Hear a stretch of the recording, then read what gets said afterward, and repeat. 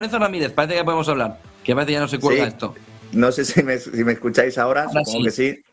Estaba comentando que menuda mañanita, ¿no? La verdad es que ahora mismo ya sí que esto obliga a muchas cosas al Banco Central Europeo. Ese discurso de ayer de Powell, más que la decisión de ese discurso que estuvimos analizando además aquí en Negocios Televisión y todo el programa que llevas haciendo esta mañana, vuelve el mecanismo TPI. El mecanismo TPI que comentamos que en la última reunión del Banco Central Europeo prácticamente no se había hablado de ello. Lagarde dijo que no era algo prioritario. Bueno, pues ahora sí se convierte en algo estrictamente prioritario.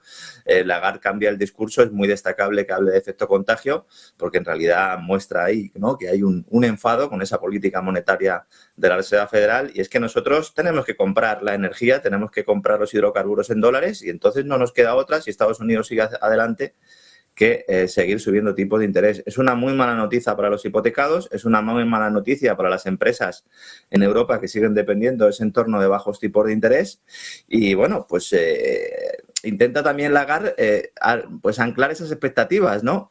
Esas expectativas inflacionarias que ahora pues tiene un problema grave, porque Estados Unidos puede aguantar relativamente bien esa política de subida de tipos de interés. Fíjate que estamos diciendo que todavía no ha estallado la crisis allí, y el discurso de Powell ayer también lo expresaba, ¿no?, hablando de la fortaleza del mercado laboral, que hay riesgos, es verdad, que hay un riesgo inmobiliario, que hay un problema de inversión, que el consumo no crece como antes, pero sigue creciendo. Sin embargo, en Europa las cosas son bien distintas, ¿no? Es indudable que la recesión alemana va a arrastrar al resto.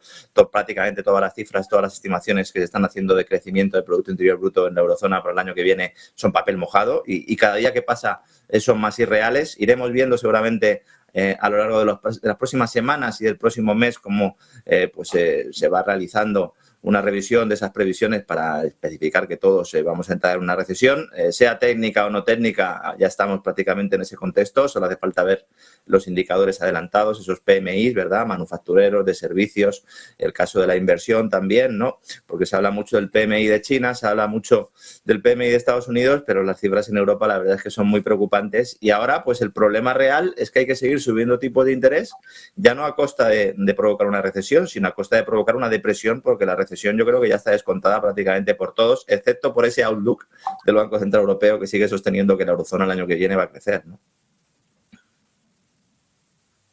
Hay varias cuestiones aquí. Una primera sería, Lorenzo, que comentábamos ayer, sobre todo con Francisco, con Quintana de ING, la bondad o maldad de las decisiones. Es verdad que hay que presuponer que no hay maldad en las decisiones, hay que presuponerlo, pero sí es cierto que están ahí por algo, ¿no? O se supone que están por algo, de tal manera que cuando ellos estimulaban en los tiempos de salida del coronavirus y ya antes la economía para evitar una crisis de deuda, y una parte de la economía les decía, ojo, porque lo que estáis haciendo es una burbuja sobre una burbuja, pero la estáis liando.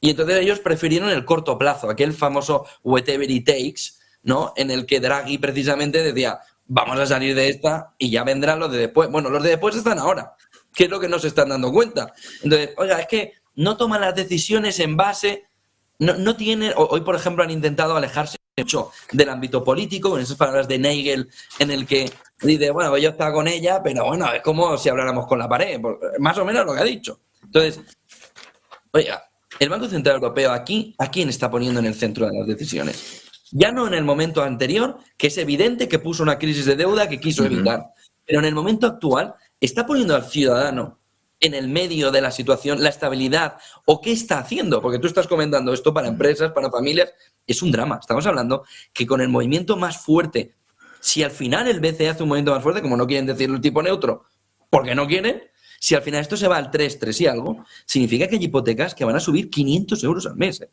Hipotecas de 200.000 euros. No son tan extrañas en Europa, en España, que van a subir 500 euros al mes. Y luego el sector inmobiliario, que es el que ha empujado de la contratación, va a ver cómo va a tener un frenazo enorme. Decía el BCE, un 9% de caída en precios. Entonces, ¿para quién están gobernando o actuando el BCE, Lorenzo? Porque hay una parte que el ciudadano ya no entiende, ni tampoco el inversor. Es, oiga, que usted puede no tener maldad, pero entonces lo que no tiene es ni idea de lo que está haciendo. Esto lo explicaba muy bien Buchanan, ¿no? Y su teoría de la elección pública. Es una cuestión de incentivos, más que de bondad o de maldad, porque claro, sobre el sexo de los ángeles podemos hablar mucho, unos considerarán que es más o menos bueno, que hay que poner por delante una recuperación y evitar una crisis de caballo, aunque luego en el futuro tengamos que adoptar otras políticas monetarias denominadas no convencionales. Se denominaron no convencionales a la bajada de tipos de interés y a la compra de deuda pública, porque precisamente es no convencional, porque es algo que va en contra de la esencia de ese Banco Central, ¿no? Cuando se produce la crisis, no ya la de 2008, sino ya justo antes de las Torres Gemelas, ya se empieza a ver, ¿no?, un problema de deuda global, un problema de desaceleración, ya la deuda no permitía hacer crecer a los países. Bueno, pues hay una guerra contra el terror, una guerra global que propició mucho gasto público y que consiguió maquillar parcialmente el problema, pues utilizando economía de guerra, como se hizo también, ¿verdad?, después de ese New Deal, que bueno, pues que lo que hizo fue aumentar o acrecentar los problemas de ese crack del 29, que también venían después de una expansión monetaria importante, ¿no? Todos los ciclos económicos se producen porque hay una expansión monetaria, porque se crea demasiada demanda artificial, porque se crea dinero que se invierte y que no está basado, que no está fundamentado en un ahorro real. Todo eso después del patrón oro desaparece y a partir de ahí, bueno, pues hemos tenido una economía con un pecado original, que es la deudocracia, el dinero igual a la deuda. Cuando llega 2008 y todo ese sistema implosiona o explosiona, porque es una explosión interna y también externa, pues se decide, como bien decías, ese whatever it takes, sobre todo en Europa, que decir, bueno, pues vamos a coger los estatutos del Banco Central Europeo, les vamos a pegar fuego y a partir de ahora lo que vamos a hacer es intentar defender el crecimiento, no solo la estabilidad de precios, porque hay mucha gente que no sabe que el Banco Central Europeo, su mandato no era el crecimiento de la economía y la estabilidad de precios, como sucede con la Reserva Federal, sino en el caso del Banco Central Europeo era solo la estabilidad de precios. Ahí se modifica un poco el modelo, ese mensaje de Draghi, que luego da lugar a esa política monetaria no convencional, y entonces es una cuestión de incentivos, porque el político necesita que se mantenga ese crecimiento artificial, el Banco Central también, siempre y cuando no tenga inflación. Entonces nos decían, bueno, no hay inflación, no hay ningún problema, nace esa teoría o surge o cobra importancia de la teoría monetaria moderna, no pasa nada porque haya déficit, no pasa nada porque haya deuda, tenemos economías productivas importantes y entonces nosotros nos dedicamos a crear liquidez y no pasa nada. Ese sistema, como digo, explota, tenemos ya la inflación enquistada y entonces ahora llegamos a esa ratonera en la que cualquier decisión que toma el Banco Central Europeo es mala. Si sube tipos de interés, como bien decías, se carga absolutamente la economía, castiga a las familias, castiga a las empresas, muchas de esas empresas que sobreviven gracias a esos tipos de interés anormalmente bajos y que se han acostumbrado a vivir enchufados a esa UBI monetaria, ¿verdad?, en ese estado continuo de dependencia, pero es que si no suben los tipos de interés, te cargas la eurozona, te cargas al euro, te cargas la divisa sobre la cual se ha articulado todo. Si a eso le añades que tienes un problema porque tienes un norte y un sur que son económicamente completamente distintos y que esa locomotora alemana que podía garantizar esa estabilidad del euro se está yendo por el fregadero, ¿no?, por el agujero del desagüe, precisamente por esas sanciones a Rusia y esa desindustrialización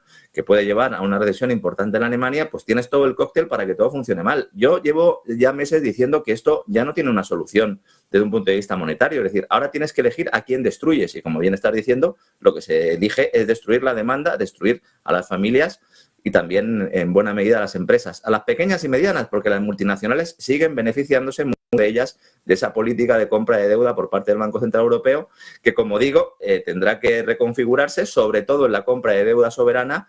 Y recuerda, José Antonio, muy importante, que ese TPI, ese mecanismo antifragmentación, que es como se va a denominar a ese nuevo rescate, requiere que el país que lo solicite presente directamente ellos los ajustes.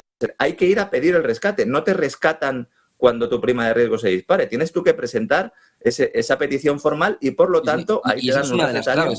Claro, esa es la gran clave aquí, porque ¿qué gobierno va a gestionar? Y eso lleva al informe del Banco Central Europeo sobre el impuesto a la banca, que es, tú haces el informe que te dé la gana, pero como me pidas el TPI, bueno, te llevo los hombres de negro, pero en masa, como orcos, o llevo a tu país. Y se lo está diciendo sotoboche el Banco Central Europeo, pero no hacen caso. Es que el impuesto a la banca, que desde un punto de vista electoral es muy atractivo, no casa con pedir al mismo tiempo a la banca que cuando suban esas hipotecas empiece a plantear moratorias. Porque ahora lo que vamos a ver es cómo la banca tiene que comprar esa deuda pública. Lo avanzamos aquí hace un par de semanas, ¿recuerdas? Y ya Reuters lo ha confirmado, los bancos van a ser los encargados de comprar esa deuda. Además, el problema de la morosidad lo tienen ahí inherente, porque si hay una destrucción de la economía van a tener morosidad, con lo cual van a tener problemas de capital. Y si encima le pones un impuesto adicional, pues entonces estás echando más gasolina sobre el fuego que estás creando, ¿no? Cuidado, porque después de toda crisis, de toda recesión, viene una crisis de deuda y luego una crisis financiera. y todavía no hemos llegado a ese escenario. Ayer Powell también lo apuntaba cuando decía, cuidado, que puede haber problemas financieros internacionales que nos obliguen a replantearnos un poco la situación, ¿no? Es de libro. En todas las recesiones pasa lo mismo. El problema es que en cada recesión tenemos una montaña mayor de deuda y cualquier movimiento al alza de los tipos de interés pues golpea mucho más sobre esas economías endeudadas, ¿no? Es lo que yo llamo esa deudocracia que hace pues que nos pongan en una situación de inestabilidad continua. Si no se permite hacer los ajustes en las economías cuando hay una recesión y poco a poco se va engordando esa bola de nieve, llega un momento en que la bola es tan grande que ya ningún ajuste es posible y solo se huye hacia adelante. Y en eso estamos, José Antonio. Dos cuestiones más y te dejo, si puedes atendernos. Uno, la compra de oro por parte de los bancos centrales. Hay una corriente de opinión, yo entiendo que interesada, que dice, los bancos centrales están hinchando a comprar oro. Pues no será el de Estados Unidos. Y luego, no se verá en la cotización, que ayer tenía una depresión profunda el oro. Primero ese movimiento de subida y luego dijo que no, que para abajo. Entonces, ¿qué está alrededor de este movimiento de los bancos centrales están hinchando a comprar oro? ¿Y qué están haciendo? ¿Manipular el precio a cambio? ¿O cómo? Si no hay oro físico. Hay una manipulación del mercado, sobre todo del oro papel. No tanto del oro, sino del oro papel. Pero bueno, es que eso no es que lo diga yo. Es que hay muchas sentencias, ¿no?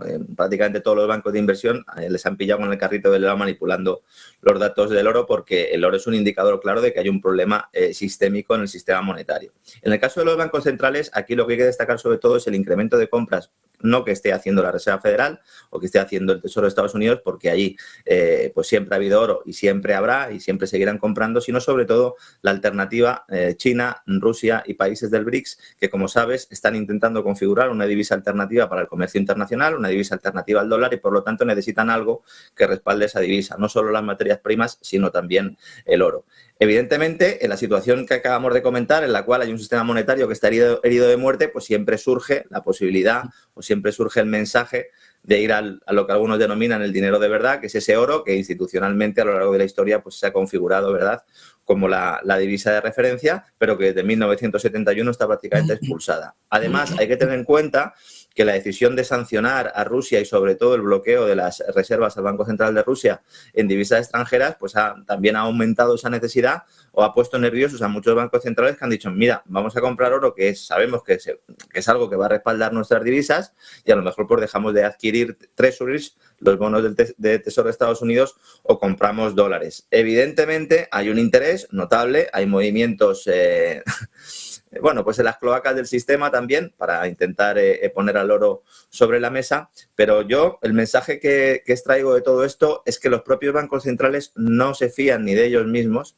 que su credibilidad no solo afecta de puertas hacia afuera, sino también de puertas hacia adentro, y por lo que pueda pasar tienen oro y compran mucho oro para esa reconfiguración del sistema monetario global, que el propio Powell ya admitió que se iba a producir hace un par de meses cuando dijo que el dólar estaba preparado para compartir su estatus de divisa de reserva con otras divisas, refiriéndose precisamente a esa nueva moneda de los BRICS, que sería capitaneada por el yuan, pero que no sería el yuan en sí mismo. Yo creo que eso explica en buena medida todo lo que está ocurriendo en torno al mercado del oro. Si tú y yo queremos comprar un lingote, lo tenemos complicado, también te lo digo, porque es que es prácticamente imposible, ¿verdad? Oro físico ahora mismo no hay. Ojo, porque estamos conociendo el PMI de servicios de Reino Unido, 48,8 frente al 47,5 pronosticado. Ojo, porque se ha ido Liz Truss y todo ha mejorado como por obra y gracia, ¿no? En Reino Unido ya no está Liz Truss, la lechuga se pudrió, ¿no? En el sentido de no Liz Truss, sino la de la tele esta británica, y de repente empezamos a ver datos y datos de Reino Unido, cada uno mejor que el anterior. Solo falta hoy que el BCE diga que no, que el Banco de Inglaterra diga hoy que no están en recesión. Pero bueno, no entremos en eso, que es tremendo como de repente, de un día para otro, ya no está Liz Truss. Venga. Y entonces ahí la banca privada puede hacer ya su juego. Sí, 50.000 millones y 50.000 millones de euros, ¿no? De libras, ¿no? En subidas de impuestos y ajustes de gasto, que a ver cómo se reparten estas dos cosas, que yo creo que eso es fundamental, y un ejemplo a todos diciendo, miren, señores, aquí se suben tipos de interés y se suben los impuestos. Y ustedes, ajo y agua, prácticamente, aguántense y arrimen un poco el hombro, que han vivido por encima de sus posibilidades. Eso es lo que nos están diciendo estos señores que nos han traído, insisto, a esta ratonera, ¿no? El último punto es, ¿está Estados Unidos comprando gasolina rusa de alguna manera, Lorenzo? Bueno, está confirmado ya, evidentemente. O sea, está comprando, pero es que lo dice el Wall Street Journal. Yo no sé si has visto el vídeo famoso que se hizo público ayer en un reportaje, una pieza informativa del propio Wall Street Journal, donde pone negro sobre blanco en algo que tú y yo llevamos mucho tiempo diciendo, y es que tanto en Europa como en Estados Unidos se estaba comprando gasolina procedente de crudo ruso sin que supiéramos o sin que se nos estuviera diciendo oficialmente. Hay que recordar que Estados Unidos tiene el veto, el bloqueo a los hidrocarburos rusos ya directamente por ley. Nosotros todavía no, en teoría iba a empezar en diciembre, pero Estados Unidos tiene prohibido adquirir crudo ruso. Entonces, ¿qué se hace? Bueno, pues lo que se hace es que Lukoil manda ese crudo a Italia, a una refinería que tiene en Sicilia. Allí se le pone la etiquetita de italiano. Made in Italy. Made in Meloni. Made in Meloni, y entonces ya además pilla de paso, porque prácticamente el recorrido se desvían un poquito en Italia y luego todo eso va sobre todo a la costa este de Nueva York, en el reportaje de Estados Unidos, perdón, en el reportaje que planteaba ayer Wall Street Journal. Es en el puerto de New Jersey donde se recibe todo esto y luego se reparte para la costa este. Es decir, muchos norteamericanos de la costa este están llenando los depósitos de sus vehículos con gasolina procedente de hidrocarburos rusos. En realidad esto es legal, que esto es lo que introduce un elemento más de hipocresía. Porque es el cinismo económico, ¿no? El cinismo económico en estado puro. Sí, porque dicen, no, es que si hay una modificación sustancial de la materia prima, entonces ya podemos decir que hay un valor añadido y por lo tanto no es ruso. Esto demuestra esa hipocresía, ese cinismo, la dependencia, porque si no hubiera alta dependencia efectivamente no se haría. Y luego el hecho de que hay sanciones que te generan más problemas que soluciones, ¿no? Eso en Europa lo sabemos y en Estados Unidos lo están empezando a ver, porque esta refinería de Sicilia tenía múltiples fuentes para conseguir crudo. De hecho, venían prácticamente de más de una docena de países. Las sanciones occidentales a las empresas que tuvieran negocios con empresas rusas provocan que se seque ese crudo ahí y entonces Rusia se ve obligada a aumentar el envío de ese crudo. Es decir, que el crudo que estaba refinando la refinería de Sicilia, que tenía muchos padres y muchas madres de muchas naciones, se convierte prácticamente en un crudo ruso que luego es exportado. Yo vuelvo a hacer la misma pregunta que suelo hacer siempre. ¿Esto está sucediendo en más países? ¿Qué porcentaje del combustible que nosotros estamos echando a nuestros vehículos en España también tiene procedencia rusa? Cuidado porque hay escasez de diésel, cuidado porque hay problemas en las refinerías y este puede ser otro gran cisne, no negro sino blanco, porque ya llevamos mucho tiempo hablando de él, que pueda tener un elemento inflacionario adicional del que no se está hablando. Podemos ver el litro de diésel a 3 euros en Europa. Cuidado, porque esto tiraría por tierra todas esas previsiones que dicen que poco a poco, por el efecto base, la inflación va bajando y esto, a su vez, metería más presión al Banco Central Europeo para seguir destruyendo la demanda, que es su objetivo, ¿no? Lorenzo Ramírez, periodista económico, como siempre, un placer compartir unos minutillos para ver la que le están liando, básicamente. Para ver la que lían y cómo la lían. Buen día y buen negocio, Lorenzo. Igualmente, un fuerte abrazo, José Antonio. Un fuerte abrazo. 10:36 de la mañana hasta